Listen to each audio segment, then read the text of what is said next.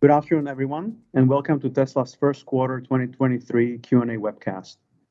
My name is Martin Viecha, VP of Investor Relations, and I'm joined today by Elon Musk, Zachary Kirkhorn, and a number of other executives. Our Q1 results were announced at about 3 p.m. Central Time in the update deck we published at the same link as this webcast. During this call, we will discuss our business outlook and make forward-looking statements. These comments are based on our predictions and expectations as of today. Actual events or results could differ materially due to a number of risks and uncertainties, including those mentioned in our most recent filings with the SEC. During the question and answer portion of today's call, please limit yourself to one question and one follow-up. Please use the raise hand button to join the question queue. But before we jump into Q&A, Elon has some opening remarks. Elon? Thank you, Martin. So just a Q1 recap. Model Y became the best-selling vehicle of any kind in Europe and the best-selling non-pickup vehicle in the United States. And this is in spite of a lot of challenges in production and delivery. So it's a huge credit to the Tesla team for achieving these great results.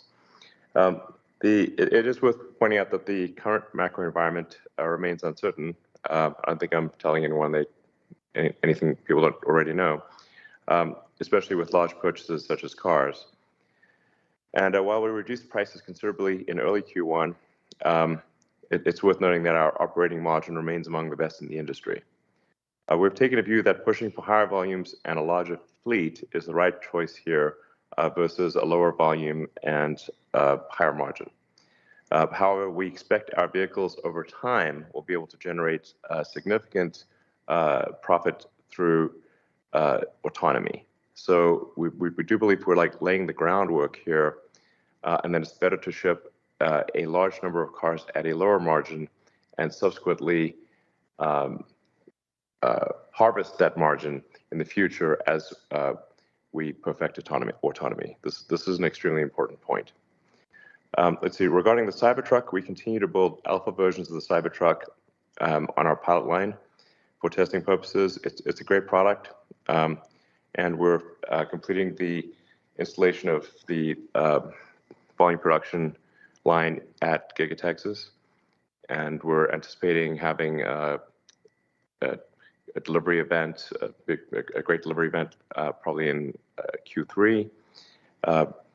As with all new products, it'll follow an S curve of so production starts out slow and then accelerates. So the Cybertruck is no different. So it's there's a tremendous amount of demand for the product, obviously.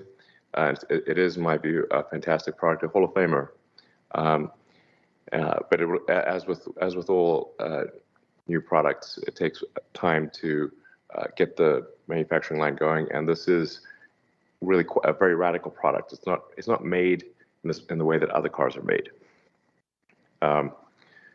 So let's see. With regard to Megapack, we're making great progress. Our energy storage deployment reached nearly 4 gigawatt-hours in Q1.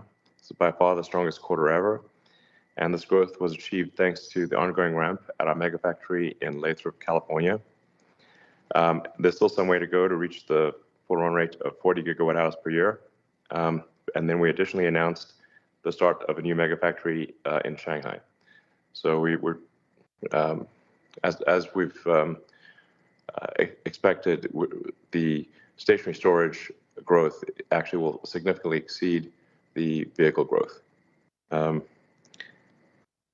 Regarding Autopilot and Full Self-Driving, we've now crossed over 150 million miles driven by Full Self-Driving beta, and this number is growing exponentially. This is a data advantage that really no one else has.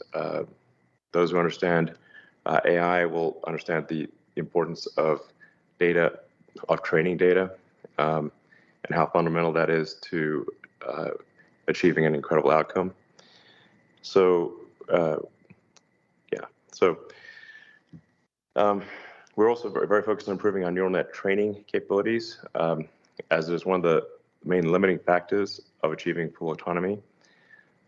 So we're continuing to simultaneously make significant purchases of NVIDIA GPUs, and also putting a lot of effort into Dojo, which we believe has the potential for an order of magnitude improvement in the cost of training. And Dojo also has the potential to become a sellable service that we would offer to other companies in the same way that Amazon Web Services, offers web services, even though it started out as a bookstore. So I really think that, the Dojo potential is very significant. In conclusion, we're taking a view that we want to keep making and selling as many cars as we can, despite this being an uncertain macro environment. This is a good time to increase our lead further, and we'll continue to invest in growth as fast as possible.